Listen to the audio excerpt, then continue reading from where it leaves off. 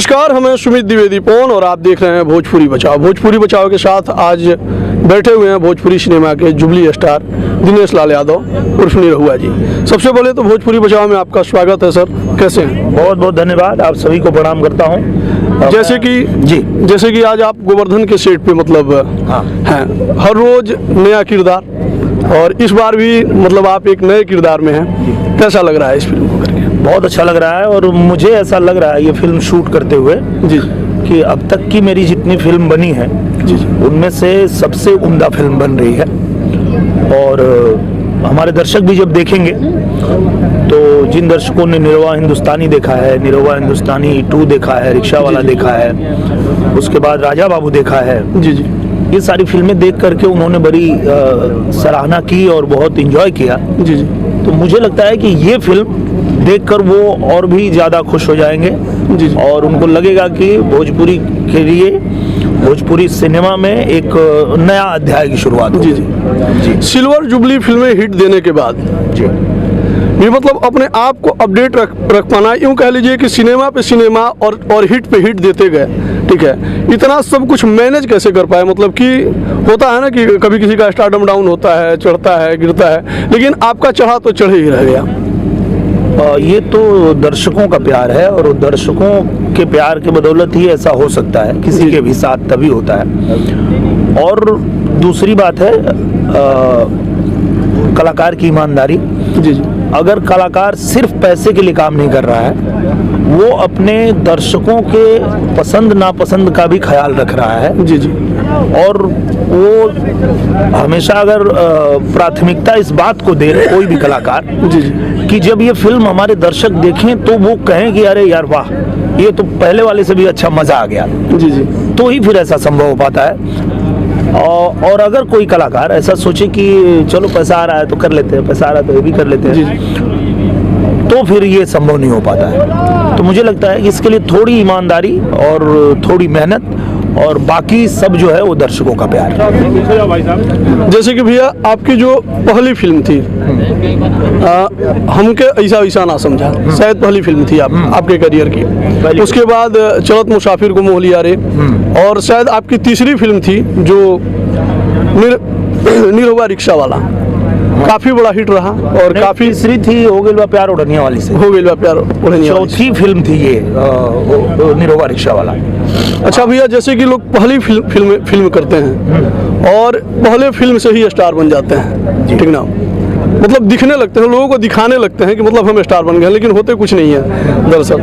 लेकिन आप अपने आप को अपडेट करते गए, मतलब हर बार कुछ सीखते गए। हर बार जब दिनेश लाल यादव निरहुआ को देखा गया तो अलग देखा गया। उसका कारण ये है कि जैसे आप कहीं भी आते हैं, किसी भी फील्ड में आते हैं और जिन लोगों से सीखते हैं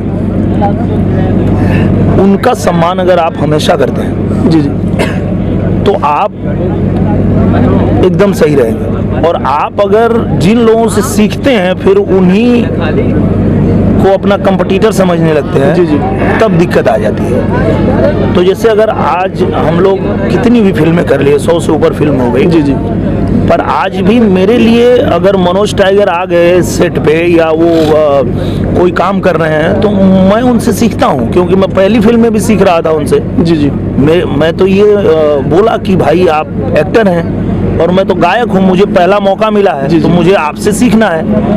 सुशील सिंह जी जो मेरे सिनेमा में थे उनसे भी मुझे सीखना था, उनसे भी मैंने सीखा। जी जी, पाखी जी थी, उनसे भी सीखा। तो जो लोग मेरे साथ काम किए, चूंकि वो लोग सीखे हुए थे, वो अभिनय की जानकारी थी उनको, और मैं सिंगर से एक्टर बना था तो मुझे उनसे सीखना था। उस दिन भी सीख रहा था, आज भी सीख रहा हूँ। आज भी अगर प्रकाश जैस जी मेरे सीन में रहते हैं जी, तो मैं उनसे पूछता हूँ कि भैया इसको कैसे किया जाए, आप बताइए इसको ताकि ये और अच्छा हो जाए। जी जी, तो ऐसा अगर आप करेंगे या कोई भी कलाकार करेगा तो वो रहेगा, जमीन पे रहेगा, वो आएगा नहीं।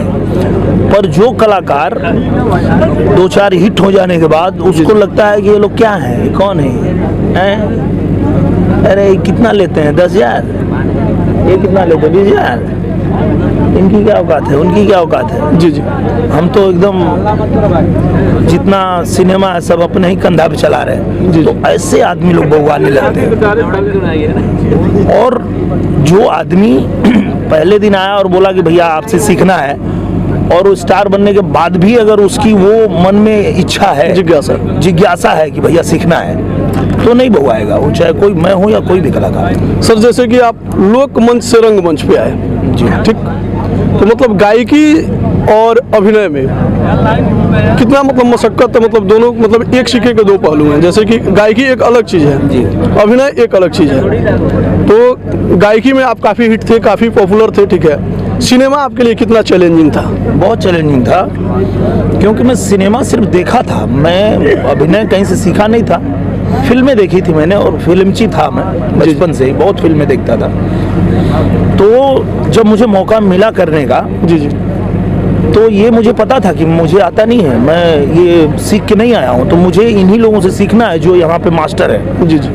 और हर सेट पे आपको 4-5 मास्टर मिल ही जाएंगे जो मजे हुए एक्टर हैं, बिल्कुल बिल्कुल, जो थिएटर से एक्टिंग करके आए हुए हैं। आप उनको थोड़ा समय अगर देते हैं, जैसे सीन अभी कट हुआ और उनके साथ जैसे आप आए तो देखिए वैनिटी में मैं बैठा था प्रकाश भैया से, तो उनसे चर्चा हो रही थी कि अभी ये सीन में कैसे, ये क्या किया जाए, ऐसे कैसे होगा। तो अगर हम सीखने की चाह रखें तो हो सकता है 1 फिल्म, 2 फिल्म, 3 फिल्म, 4 फिल्म लगे। जी जी। पर फाइनली आदमी जैसे गायकी सीख लिया वैसे ये भी सीख लेता है, जी। काम कर करके सीख लेता है। जी जी जी।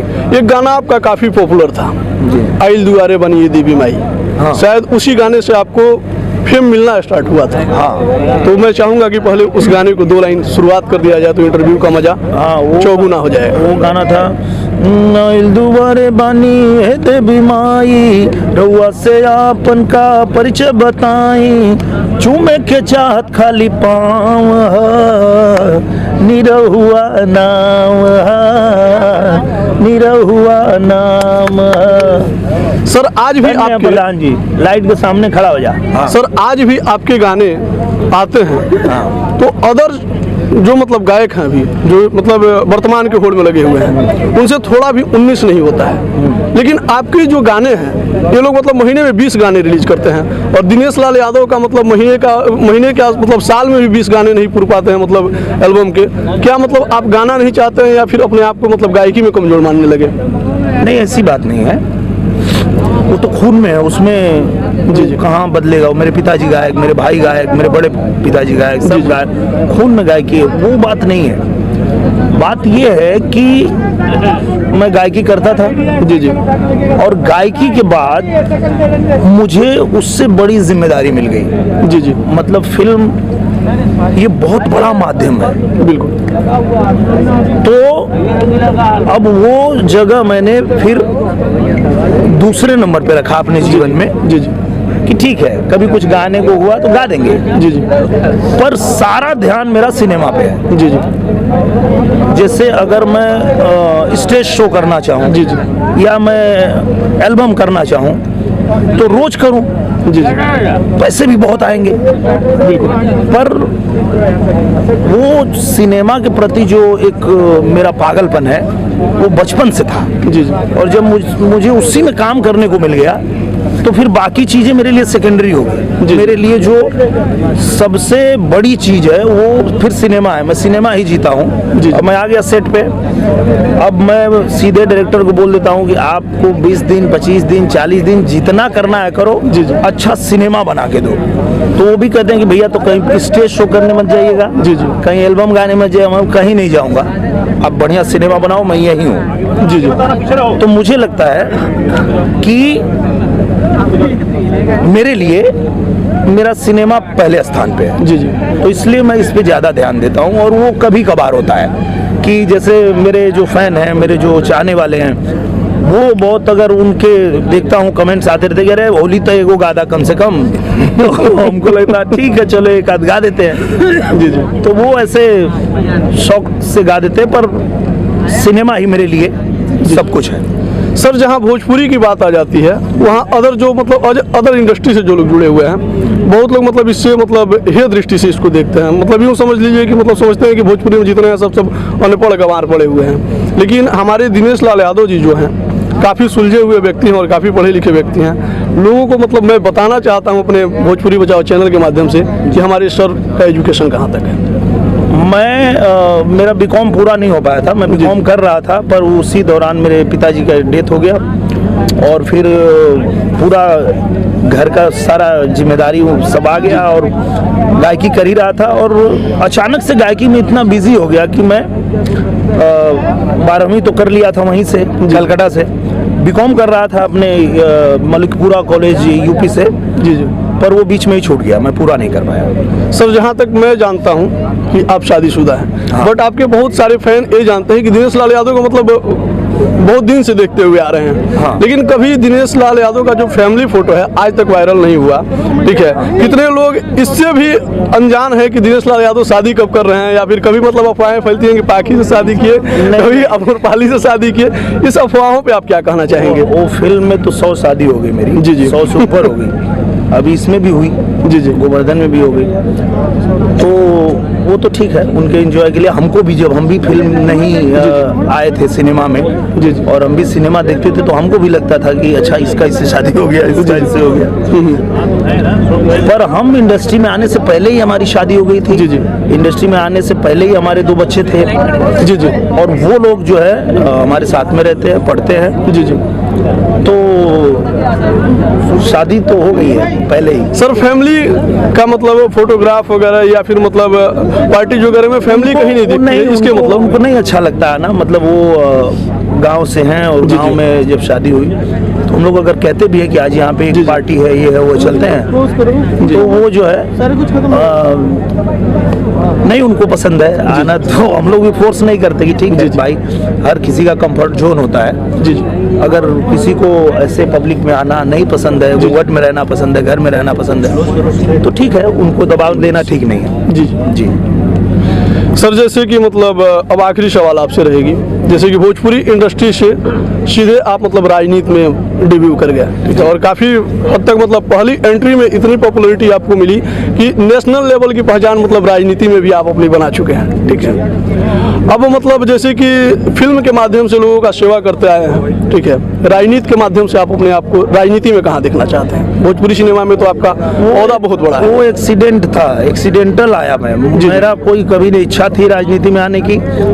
मेरा सबसे पहला और आखिरी प्रेम सिनेमा ही है। जी जी, पर वो ऐसी स्थिति बनी थी कि पूरा देश चाह रहा था कि नरेंद्र मोदी जी देश के प्रधानमंत्री बने। जी जी, और ये मैं भी चाह रहा था। जी जी, और जब मैं देखा कि मेरे ही प्रदेश में षड्यंत्र रच रहे हैं लोग, तो मुझे लगा नहीं, मुझे प्रधानमंत्री जी के साथ खड़ा होना चाहिए, उनका साथ देना चाहिए, तो इसलिए मैं आ गया। जी जी, बाकी कोई राजनीति में दिलचस्पी नहीं है मेरी, और मुझे ऐसा कुछ नहीं है कि मैं ये कुछ ये बन जाऊं, वो बन जाऊं। उससे ज़्यादा मुझे जो मज़ा आता है ये जीने में, सिनेमा, जी जी, वो कहीं नहीं आता।